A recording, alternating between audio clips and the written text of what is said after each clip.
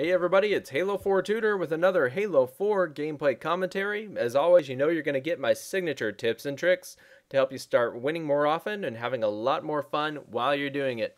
I'm all fired up today because I have a fantastic game to share with you. This is on the map Ragnarok. I go 19 kills, 1 death, and a big team battle game, of course. And if you ever go into the big team battle playlist, this is a fan favorite. It always gets voted in. So I haven't had the chance to bring you one of these gameplays yet. And you know, I like to spread the love around with all the different maps so you can see how I approach all the different maps in their own unique ways. Because you have to have a unique strategy, a unique approach for every map, because they're all just a different animal. They all play out differently.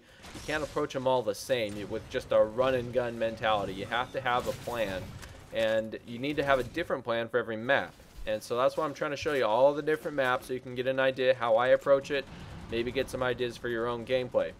I know that I've brought you a lot of big team battle games recently. That's because it's my favorite playlist. I do very well in this playlist. But I promise I'll bring you more traditional Infinity Slayer games very, very shortly in the next couple days. So if you are looking for traditional Infinity Slayer games, go to my channel. I already have a bunch there waiting for you. If you've already seen all those, make sure that you've subscribed, and I have several more to come in the next couple days, so just keep your eyes peeled, and I really appreciate your loyal subscription. So let me just talk a little bit about Ragnarok here and how to approach it, because it's different than any other big team map. You know, some of the other big ones like Exile, which is very popular, or Longbow, or others, they're fairly circular. Exile especially is very circular. And so the battle and the action flows very smoothly, and players can kind of move around the map quite a bit, and there's no one area necessarily where there's a lot of intense action going on. It's kind of spread out and everything flows. But in Valhalla, that's real, or Ragnarok, Valhalla from Halo 3, that's really not the case. It's a very linear map, and it's very enclosed. So you know exactly what's going to happen. It plays out almost the exact same every game. What happens is the blue players spawn at the beach, and the red players spawn at the waterfall, and you respawn in those areas, and everybody just keeps crushing on the center. Okay, everybody just keeps crushing towards the middle, and that's where all the encounters occur. So you need to be able to control the center of the map, and more so here than any other map. Okay. It's very important to do that here. Now, I really recommend that you approach that concept differently, depending on whether you're the red spawn or the blue spawn. Because the red spawn, you can actually sit on the hill and control it with a team effort. Okay, if you work together as a team, you can really control the center hill by literally sitting on the hill and shooting at the blue players as they try to rush. Okay, so you can do that. Now, the blue players, it's a little bit more difficult.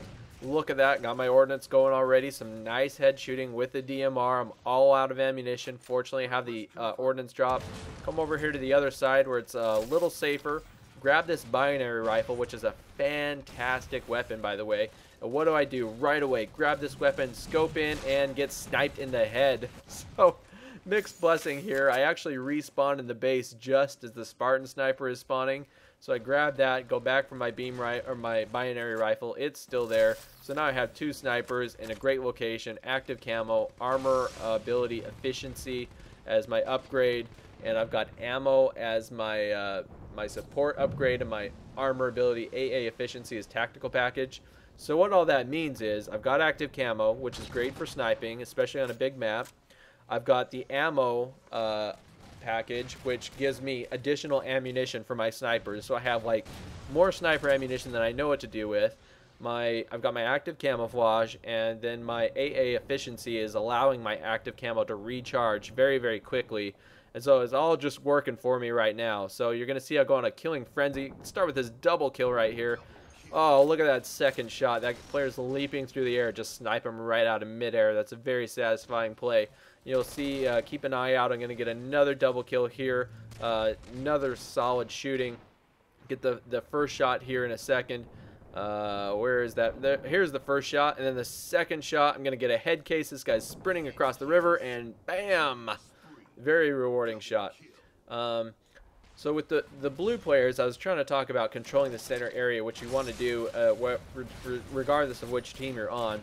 And you can control the center area as the blue players without actually going into the middle. So this rock is a very advantageous point in the map, okay?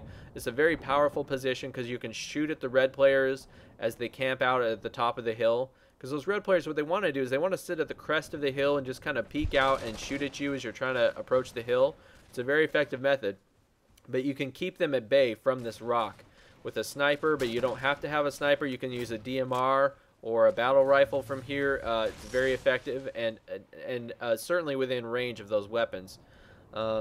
Also, the down pelican, you saw me earlier in the game doing a lot of business from the pelican, and a little later in the game I'm going to push up to that point. And so that's also a very good position to control the center area, because from the pelican, there, you have a great view of that little field where all the red players are going to land. They go, the red players are going to spawn in the base, guaranteed. They're not even thinking. They're just running and gunning. They're going to jump through the lift. It's going to land right in that little field at the base of the hill, and you can just shoot them up with any weapon you have from the downed pelican. So the pelican is another great position. So when I talk about controlling the center area, as the blue players, you can do that from the pelican area. You can do that from here. And sometimes you can do it from the top of the hill, but it's a little challenging. On the other side, as the red players, you probably want to try to control the hill as much as possible directly. And I'm going to do another video some other time, from the red perspective. But the other thing I want to talk about here is just my gameplay approach in general. Watch this. The binary rifle, I hit this guy in the elbow, and one-shot kill.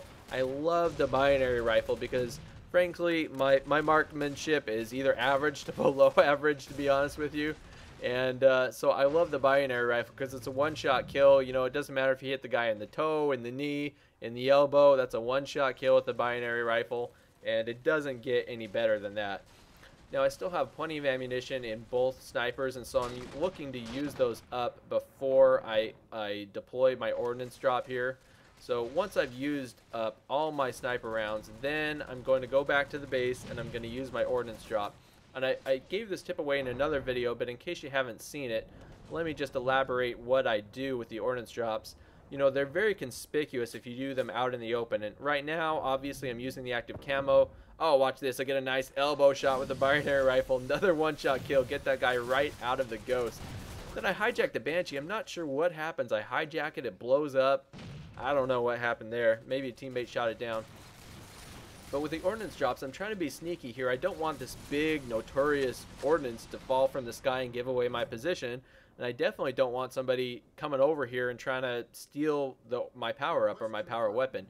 So I come indoors and it just materializes very quietly right in front of my face. I can grab my weapon and go back out. So if you have an opportunity, if you're trying to be discreet, consider deploying your ordnance indoors, okay? It's much more discreet and it's not going to attract a lot of attention. So let me see what else I was talking about here. Oh yeah, my play style. So yeah, what I was going to say is that, my marksmanship is average to below average maybe. I realize my skill set is average to below average, right? I'm honestly not that good of a player. If all things are equal, if I'm in a one-on-one battle with an opponent and all things are equal, we have the same weapons, there's no cover, it's just one-on-one situation, I'm probably going to lose most of those one-on-one encounters if all things are equal, because my skill set's just not that good, and I realize that. Oh, look at that binary rifle go to work. Absolutely fantastic weapon. If you haven't picked this bad boy up, make sure to do so. Be careful not to stay scoped in for long, though, because it broadcasts your position. You can't tell when you're scoped in.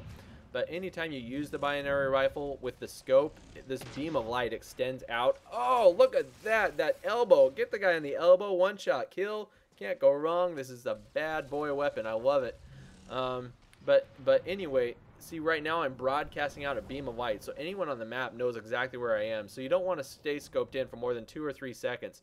You got to scope in, take the shot, get out of the scope as quickly as possible, especially like if you're in active camo like I am. But because my skill set is so average to below average, and I truly believe that, I have to find situations or create situations where I have other advantages, because my skills aren't going to be the advantage. I have to come up with other ways that I can have an advantage. So for example, I'm looking to come into the battle with a better weapon than my opponent, or I want to surprise my opponent, or I want to be in a more powerful position on the map than my opponent. You have to play very smart. And the reason I'm talking about this is I know a lot of you are like semi-pro players. You've been playing forever and you're very, very good. A lot of my friends are fantastic and kick my butt all the time when I play against them.